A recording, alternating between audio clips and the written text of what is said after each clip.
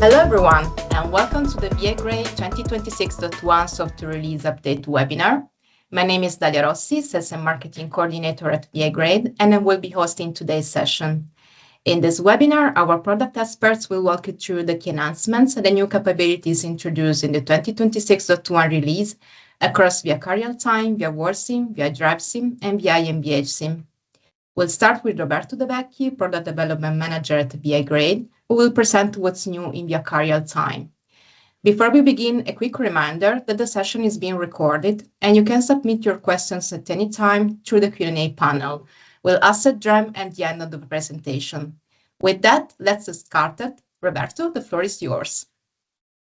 Thanks. Hello, everyone. So today I'm going to, as Dalia introduced, I'm going to talk about what's coming with the VI-CarRealTime 2026.1 that is already available on our website, and you should have received all the communication in the past days and weeks.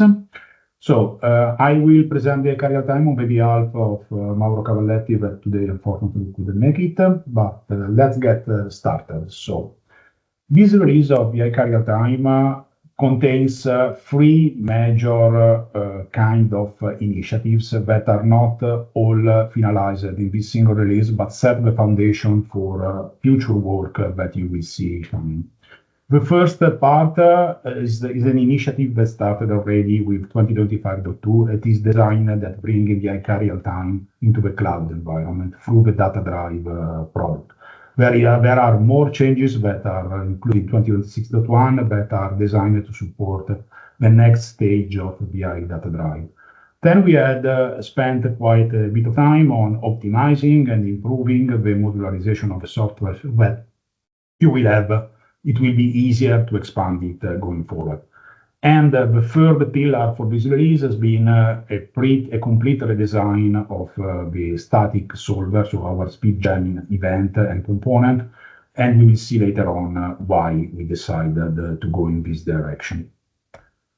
So let me start with a pretty quick overview of the major capabilities and how the three pillars mentioned below are transformed into real feature for this release.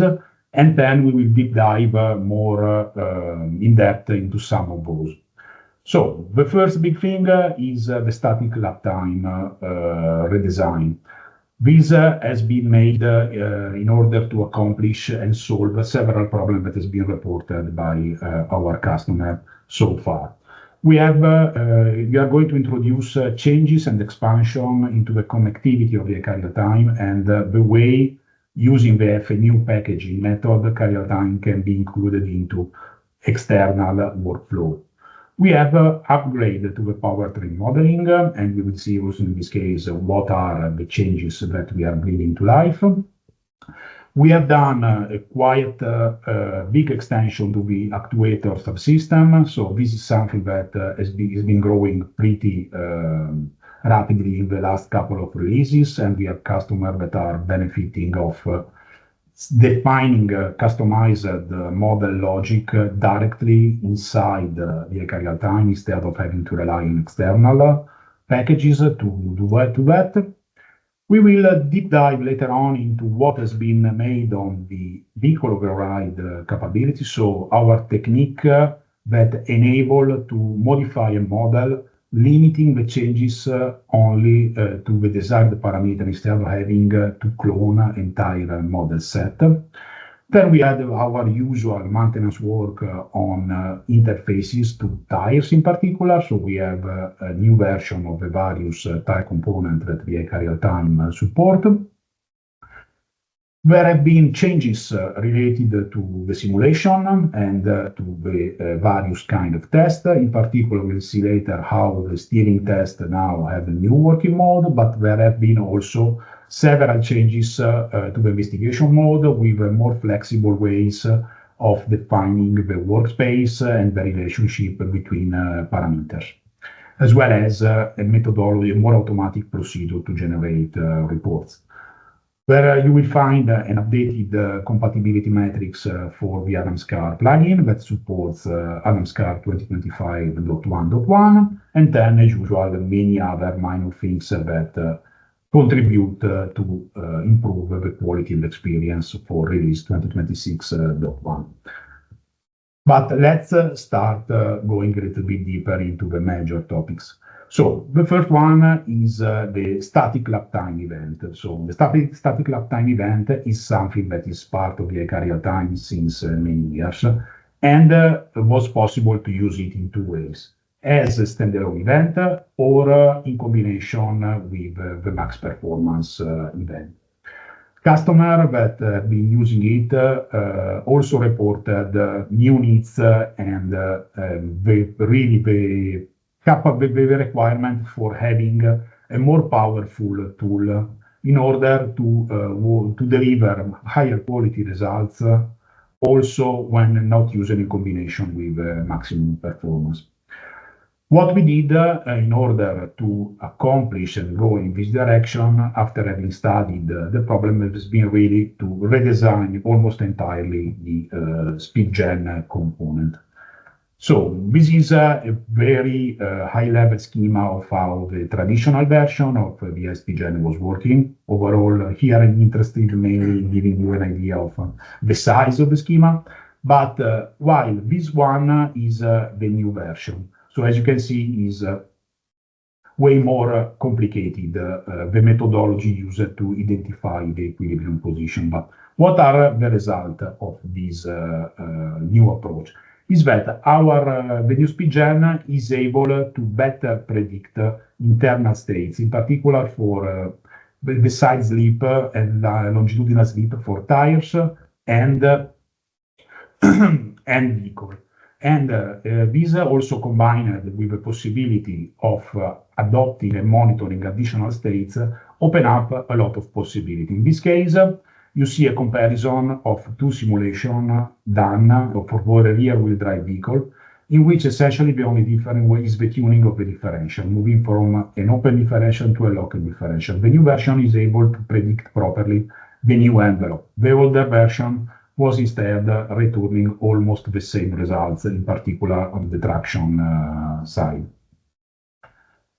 So what are you getting in this release? You are getting an updated version of the static solver that is able to better predict a more accurate speed profile and vehicle states in terms of tire slip, vehicle side slip, vehicle steering, a more accurate force distribution, and support for the various kind of differential.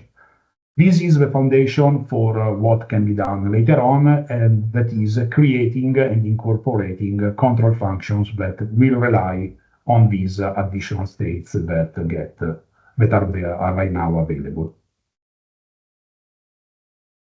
The vehicle overrides file is our next chapter. So over the last few years, the technology for changing parameter into a model, including also the obfuscated one, became pretty popular, up to the fact that it's been used both for offline, became the basic, the foundation for the investigation mode and the optimization, and more recently also has been exposed as a methodology for driving simulator usage.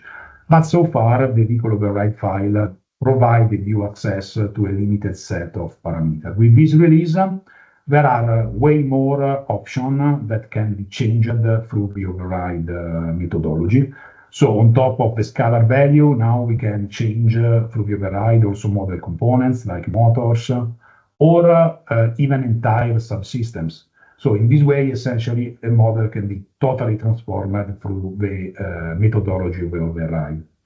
The other change is that in this release, the format used for the file is not anymore an XML, but is a JSON in order to get a better readability.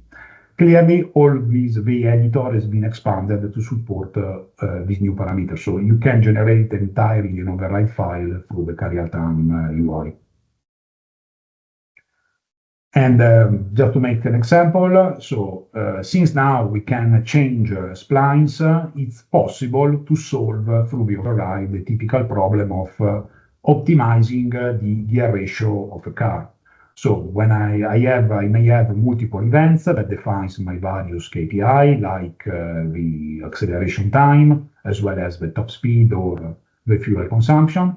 And through an override, I can change the gear ratio spline and at that point submit my DOE or optimization through all within the UI. Another bunch of changes has been related to the powertrain model. In particular, there are two new capabilities that has been offered. One is a modeling for the turbo lag that is integrated and is available and is also understood by the speed gen system, and a speed limiter that can essentially force the vehicle to not go above a certain speed.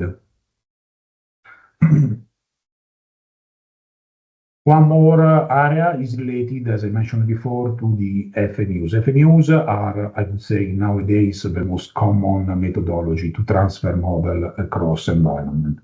As you for sure know, VI-CarRealTime can accept FMU since the previous release also in format according to version 3.0.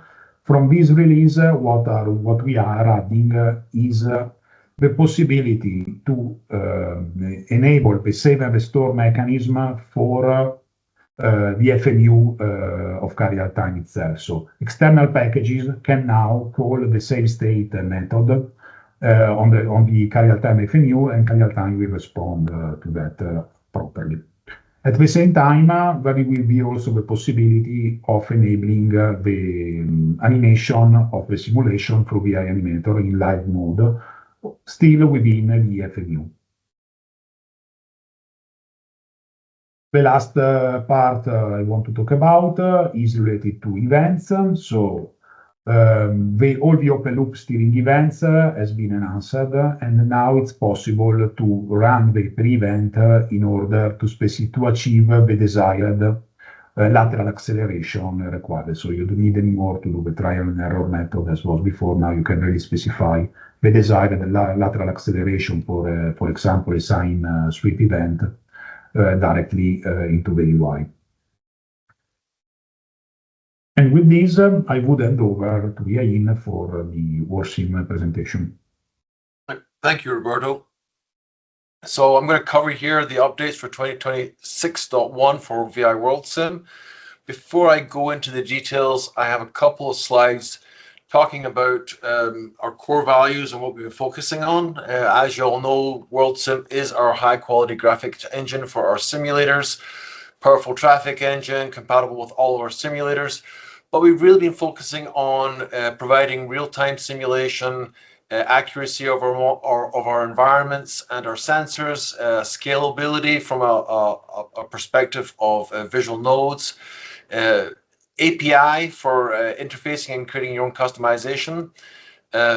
We are on the path to integrating a lot of the ASAM standards, and we are also expanding the content library.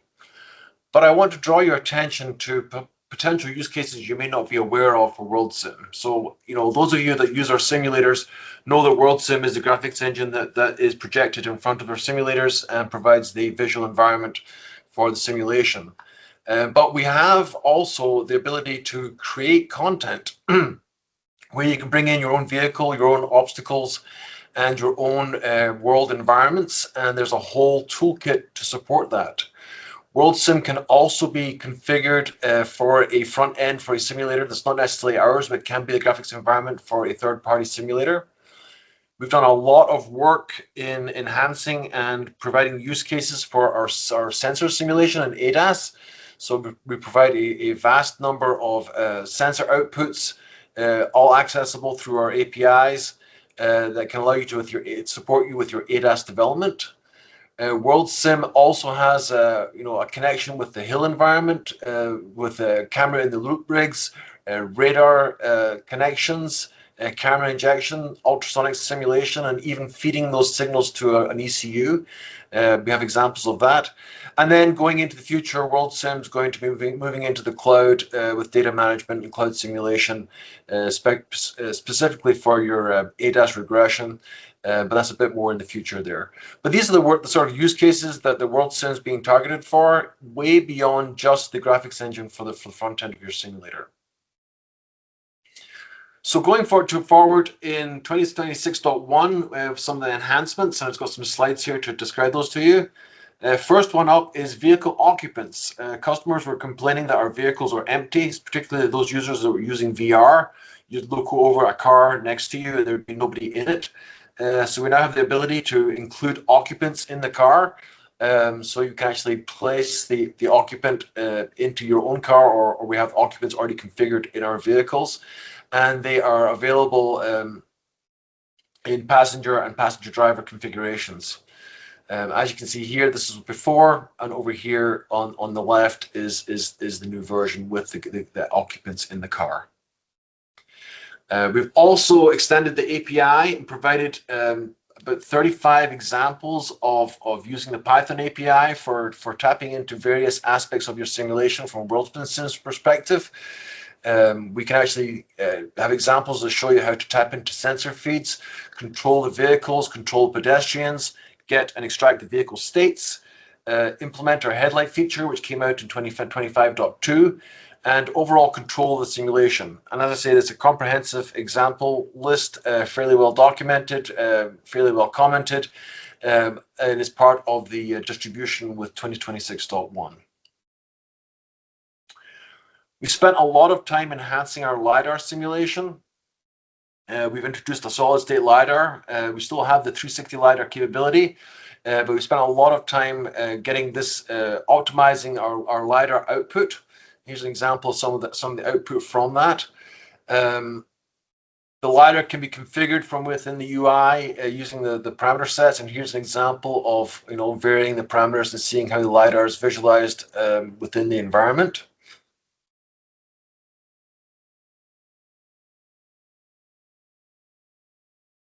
And then we've deprecated some parameters and optimized other parameters based off of what the market is looking for and what the common definition of LiDAR input is. Most of these are found on LiDAR spec sheets, and we have spent some time correlating our LiDAR model as well. So you can provide the pitches, the minimum distance, the maximum distance, those typical range parameters. And then when you input those, we end up getting a LiDAR feed out of our simulation. And here's an example of a LiDAR feed superimposed on top of a calibrated camera, so you can see that we're picking up the objects within the scene as you'd expect. And then we did do some correlation thanks to our partners at MCity. They provided us some real LiDAR data from a real vehicle.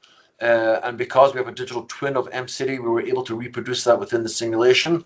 So what you're seeing here is the blue is the WorldSim output, the white is the real LiDAR signal. They're offset slightly so you can see the comparison of the point clouds.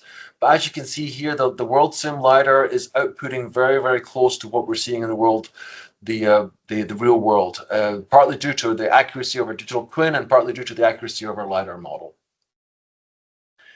We also did some comparison on ROS feeds. This was the ROS feed from the real world with camera images, GPS feed, and LiDAR feed. And we also provided, this is using a Foxglove Studio, a LiDAR feed, image feed, and GPS feed from WorldSim in real time into a ROS interface. So as you can see here, we're producing the signals accurately and in sync across all sensors.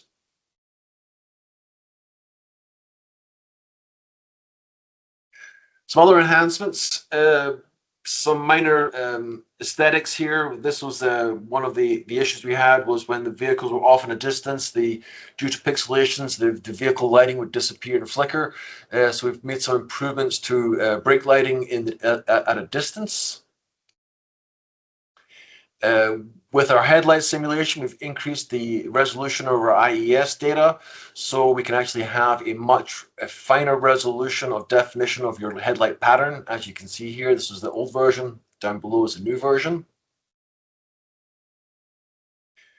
We have deprecated ROS 1 support in favor of ROS 2 support. We're about 95% coverage of the ROS 2 signals. And most of the sensors are available in ROS 2 output.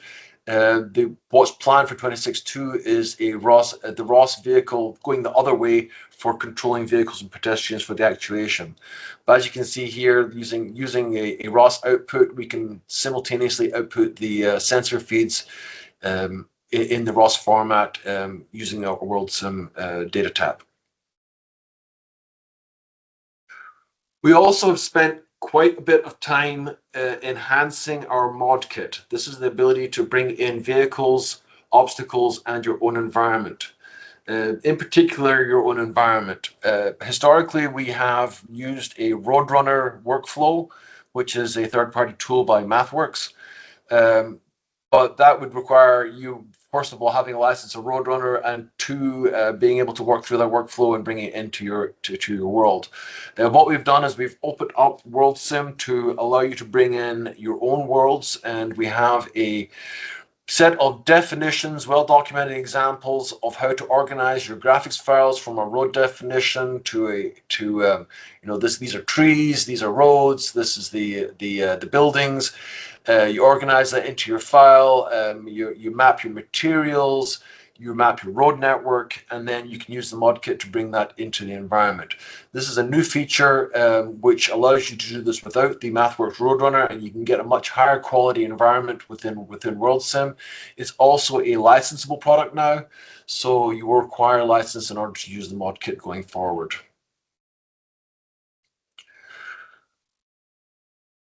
Like I said, we provide a toolkit with the mod kit. So the toolkits covers everything from material management to providing collision detection or collision definition, creating track cameras, bringing in your worlds, defining your road networks, defining your traffic lights, all the underlying metadata required. And we have some automated tools within the toolkit now to help you support the creation of your world.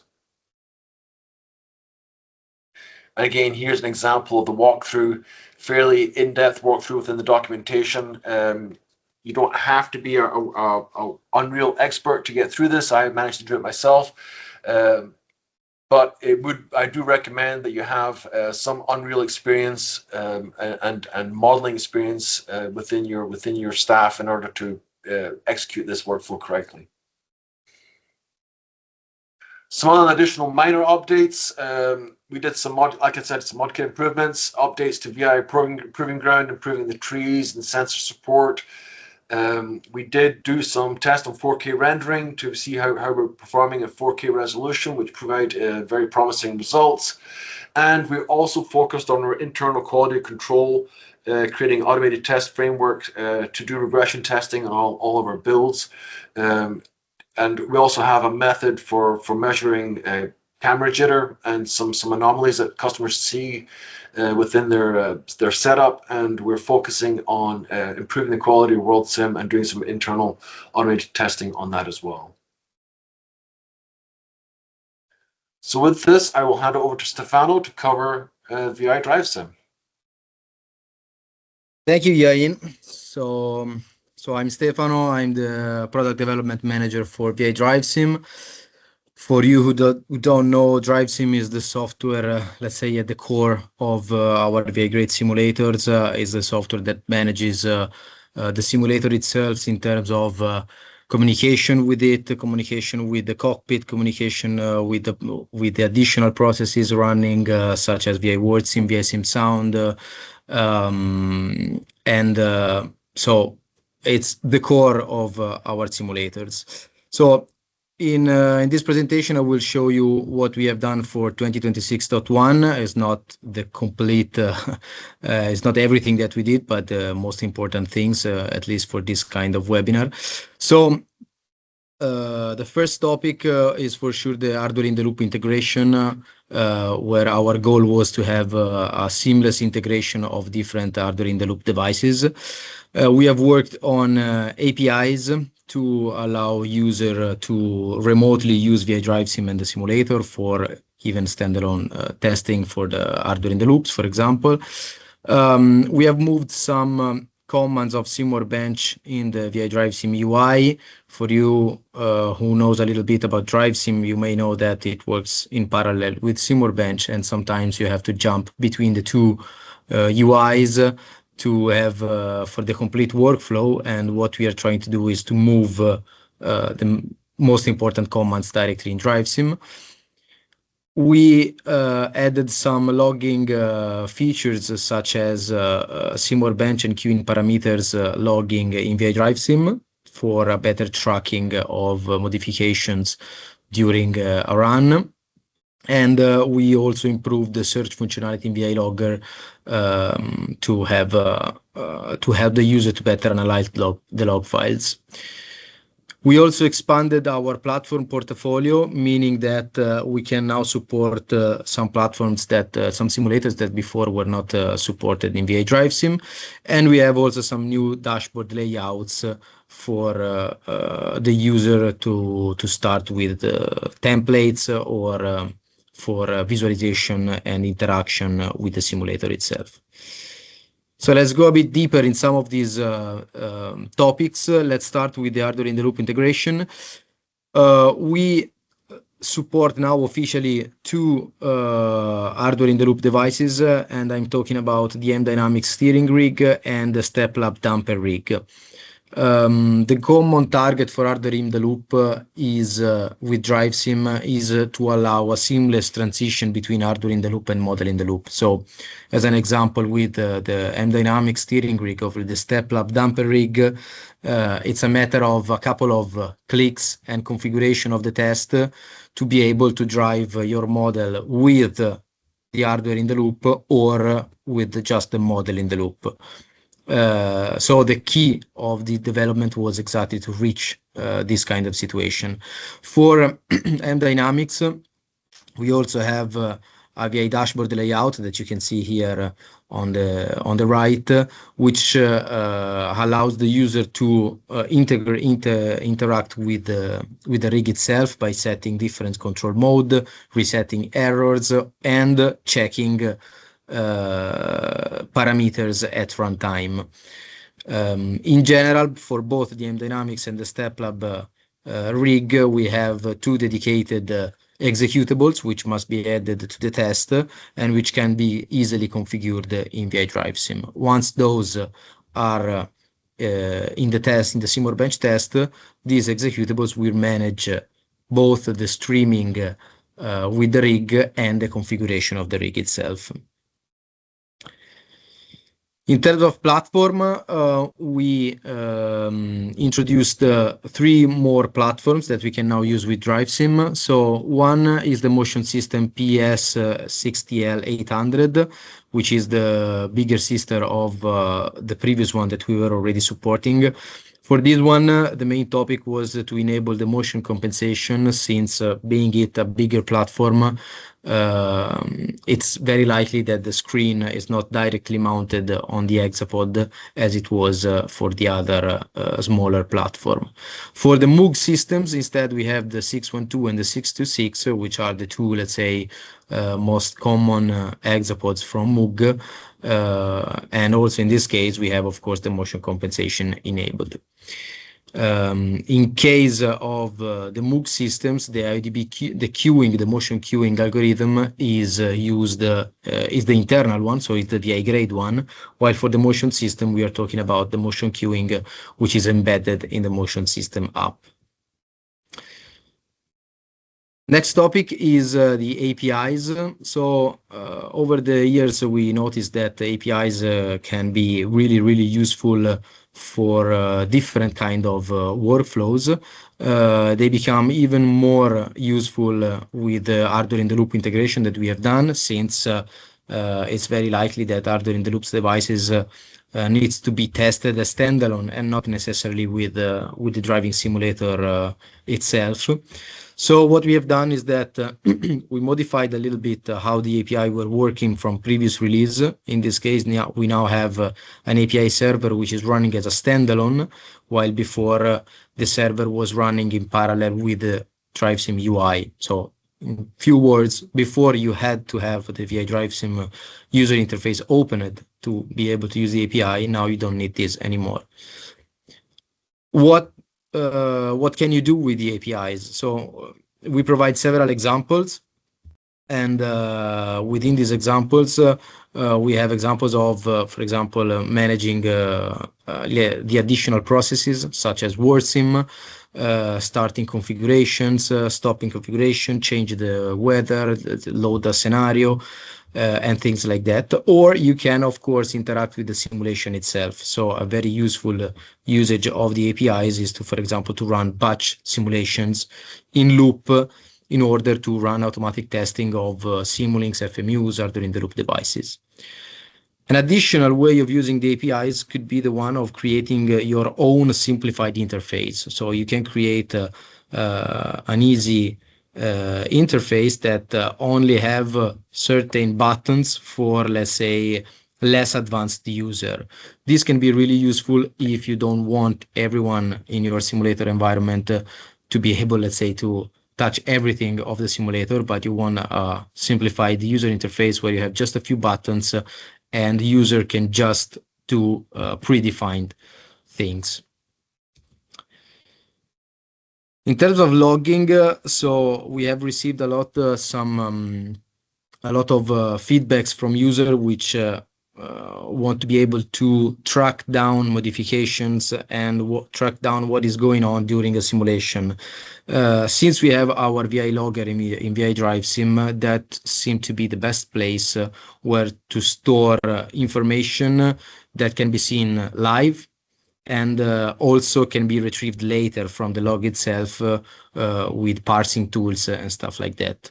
So what we have done is that we enabled the logging of SimWorkbench parameters changes during the simulation. So in the example here, you can see that we were logging parameter change of a Simulink model called BK, and also motion queuing parameter changes. The difference in the log messages are that for the BNK, for the Simulink parameter, we are showing the first line with the full path of the parameter which is changed, and then the previous and the new value.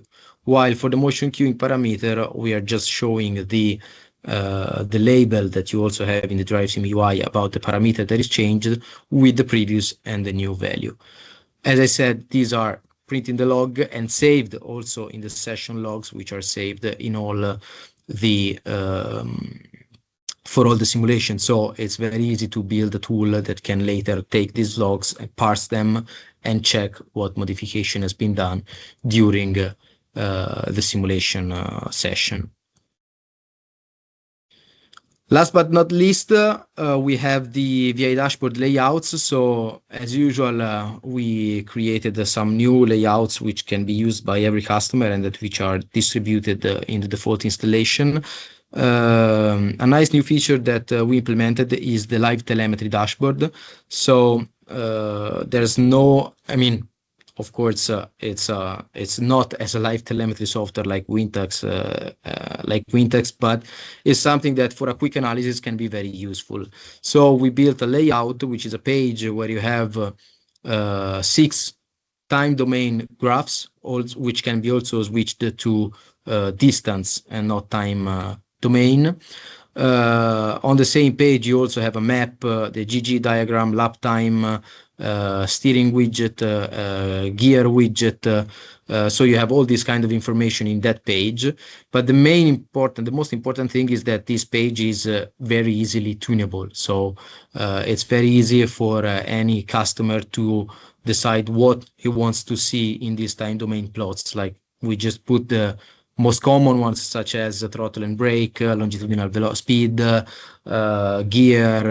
engine RPMs, but really the user can put anything he wants just by modifying the QML file of the dashboard.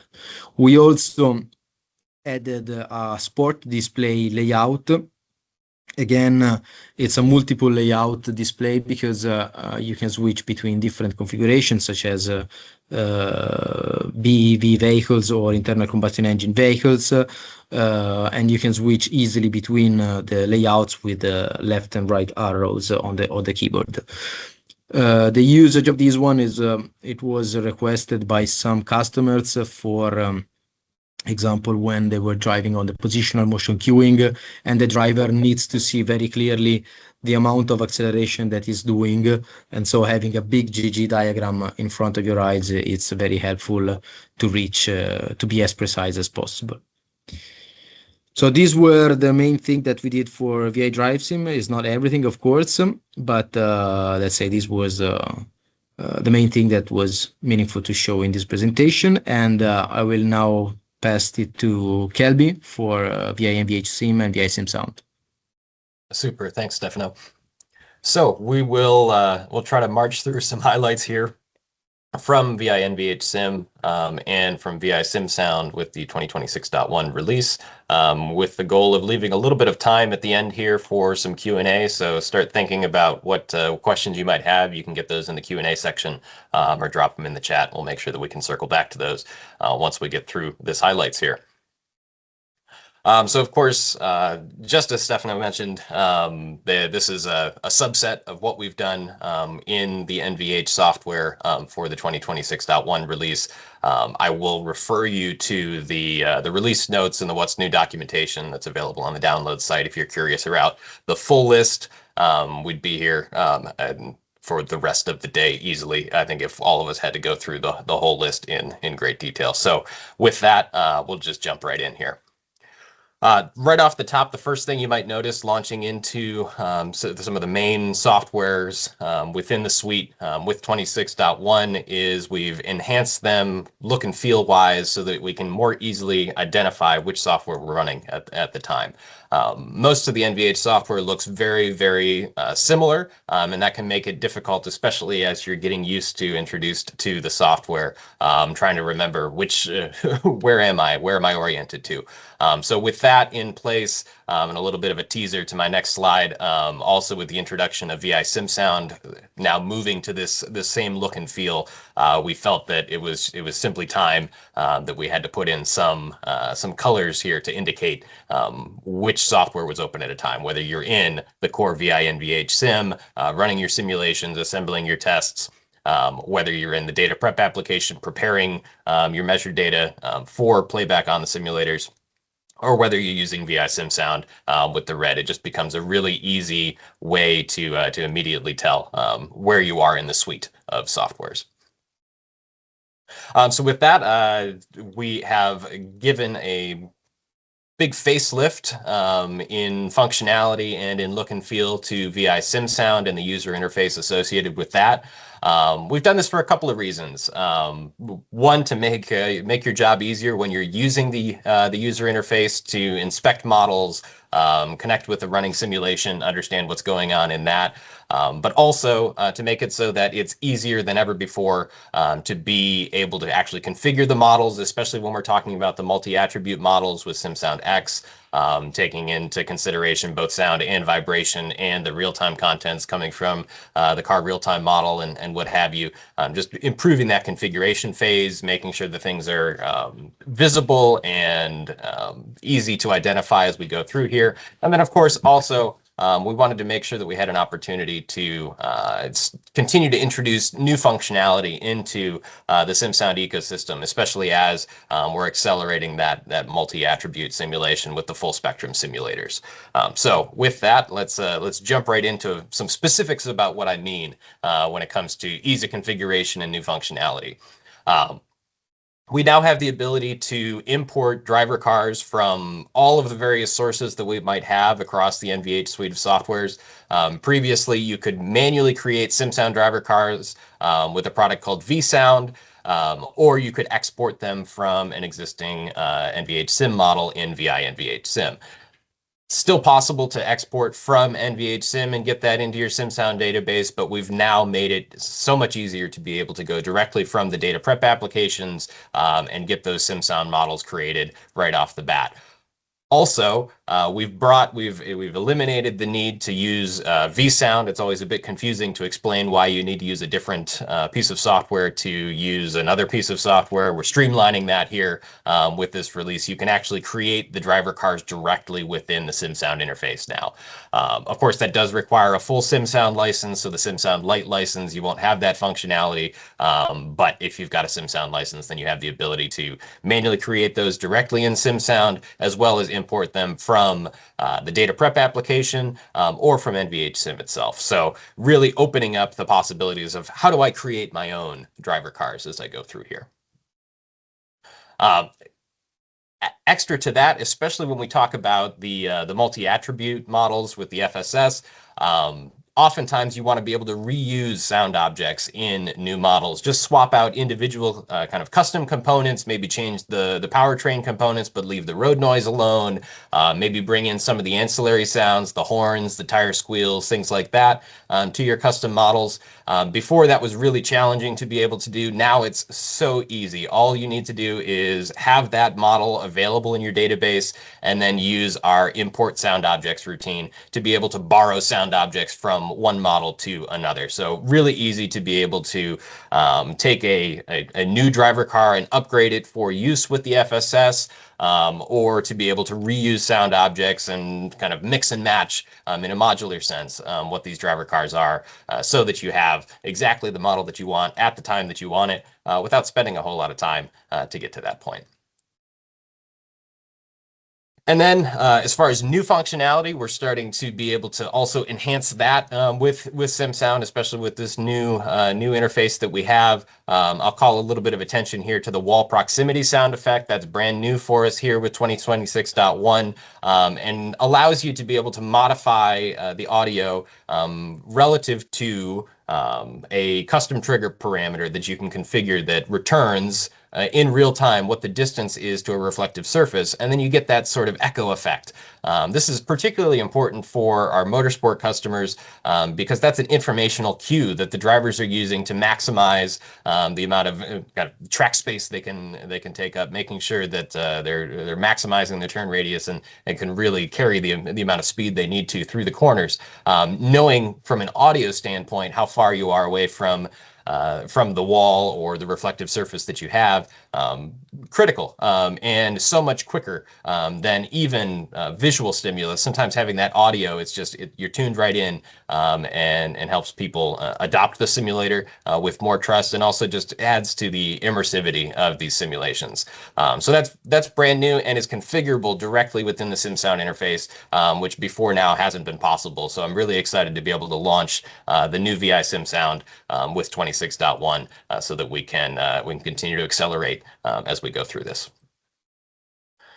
So moving on to the rest of the software suite, we've got a new functionality within the data prep application to be able to create res replays from measured data. So for the compact FSS specifically for this release, we've made it so that you can go out and you can measure IMU and GPS data plus your NVH signals for the high frequency vibration and create these res replay events so that you can really essentially bottle what the experience of driving a particular car in a particular scenario would be, and use that as a reference point for target setting or for model correlation with the compact FSS.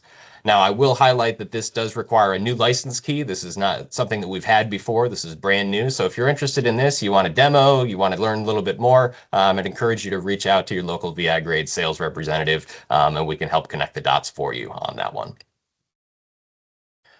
And then a little segment here to go into CAE first enhancements. So these are enhancements to help drive the initial usage of CAE data, not necessarily waiting until you have a full test-based model ready to go. There are ways to be able to leverage that CAE data from the get-go, from day zero, and I'll highlight a couple of those here. First off is we've opened up the files that we support with the CAE Auditioner tool to support universal files, not only for transfer functions, which we've supported to date, but also for source strengths and for contributions.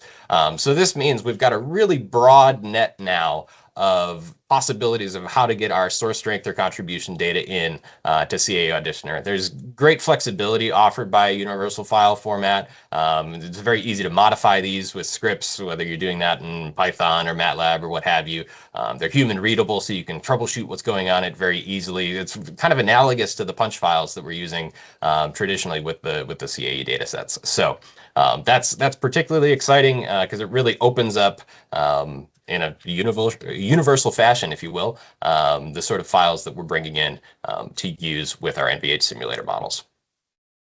Adding on to that, we've also got the ability to process multiple load cases in a single processing now. I'll turn your focus to the right side of this screen. Before, you could basically process one load at a time and get single objects out. That's not terribly dynamic, that's not terribly flexible, and it's a lot of workload to be able to get to the point where you have something that is a driver in the loop model that's flexibly able to be exercised so that you can understand what the truth of that CAE data is. So we've added in this batch processing, which allows you to essentially load multiple source files that correspond to your different load cases, whether that's loads for your powertrain orders or road speeds for your road noise content. And that allows you to create what we call complex sound objects that have multiple parameter values that then we can flexibly evaluate in VI-NVHSim so that you can really dynamically drive that as you would the real vehicle. So big workflow enhancement here with the batch source data mode. And then going along with that, oftentimes when we're using CAE data, that's naturally limited in the frequency space, right? It doesn't always return the full spectrum of what we want to experience with this. So one of the ways that we combat that is to use surrogate data that is filtered in a way so that we use all of the CAE data that we have, and then we supplement in the missing frequency ranges this surrogate data that then stands in. It provides an immersive experience that's comprehensive with the frequency range, makes it a lot easier to have non-experts evaluate, or even the experts. It's easier to get less distracted about specific details in the CAE data and understand the system as a whole. So to that end, we've had the generic car that's been a part of the CAE Auditioner workflow for some time, but it's always created events, meaning that it's fixed to a particular condition. It's not flexibly evaluating those outputs. And so that can be a little bit limiting as we go through. So especially with the batch source data mode, where we're now creating the multi-load order sound objects and things that then you can flexibly evaluate, we've now also updated the generic car to be able to export these complex sound objects as well. That means you can change the MVR files, you can actually do driver in the loop, and the model will respond dynamically to those inputs. So now, as you go through the export process, if CAE Auditioner knows that it will be creating complex objects, the generic car will also fall in line so that you have a consistent data set across both of those. And then finally, we'll wrap up here with a couple topics in the core VI-NVHSim toolset related to some of the offline workflows that we have here. So starting out with, we've expanded offline filtering. Offline filtering means that I can design a filter to modify particular sound objects, which of course we can do during the course of the simulation. But sometimes there's things that I already know, the sort of things that I want to be able to do, and I want to be able to do them more quickly without necessarily taking simulator time to be able to do that. So for a couple of years now, we've had offline filtering available for road noise arrays. And specifically, that's allowed us to be able to define a different filter per speed or road surface or combination thereof. That means that you're not limited to, okay, all of my road noise gets modified in one way. You can actually be more specific with it and say, oh, I only want to modify my rough road surface, or I only want to modify the 40 kph because I have a tone there that I want to filter out. What we've done now for the 26.1 release is we've expanded that greatly in the sort of sound objects that you can apply the offline filters to. So now any of the sound objects that we have across arrays, orders, matrices, events, loops, you can actually apply these offline filters to those where before it was only possible with the arrays. We've really opened that up to make it so that you don't have to run a simulation to do some of these predetermined modifications that you might be doing, especially when you're working with a combination of test and CA data. You might want to just on the whole be filtering objects to help prepare them for the evaluation, and you really don't want to experience the intermediate result of that. And so it can be quite useful in doing a lot of that work up front while you're comfortable at your workstation, and then take the finished product that you want to go evaluate to the simulator itself. And then for the compact NVH users or anybody working with vibration data, we've added in some ability to view the spectral contents of that with regard to how we as humans perceive those data. So there's a couple of standard whole body vibration and hand arm vibration weighting curves with respect to frequency that allow us to evaluate particular vibration signals and see how they would relate to how we perceive them, right? It's similar to how we do it for audio with things like A weighting, C weighting, these sorts of things that help us understand how we perceive the overall levels of those sounds or particular frequency contents of those sounds. Now, this is just an analog as we get into the vibration space. So working on those acceleration data, whether it's you're looking at the sound object contents within assigned data, or you're viewing the results of the simulation while you're running it in the vibration monitor, these are now available to you. Now, of course, you've got different curves for different touch points, right? And so when we think about the compact NVH we've got hands on the steering wheel, we're sitting in the seat, we've got our feet on the floor, we want to make sure that we're using the right curve at the right time for each of those. So we do have an auto mode that is smart enough to detect which of these curves is recommended for the particular degrees of freedom that we work with the compact NVH, so that especially in the vibration monitor, you get the right curve and the right plot so that you're evaluating that in the proper way. And then last but certainly not least, I'm pleased to announce that we have a new partner and sound design integration in the sound design space with VI-NVHSim, and that is Bose Automotive. Has a sound design suite that they have integrated with VI-NVHSim. It works in the same way as the other integrations that we have, but now we've got a new player in the fold, so we continue to be in the space of, for sound design, make sure you can use the tools that you're comfortable in working with, especially as it pertains to vehicle implementation, but you can also use those with the virtual prototypes that you're running in VI-NVHSim. So no additional licensing required from VI Grade on this particular topic, but you do need to make sure that you've got the Bose tool licensed and installed on the same PC as you're running with NVHSim or with SimSound to be able to get this to work. So with that, that wraps up the warp speed rendition of VI-NVHSim and VI-SimSound 2026.1.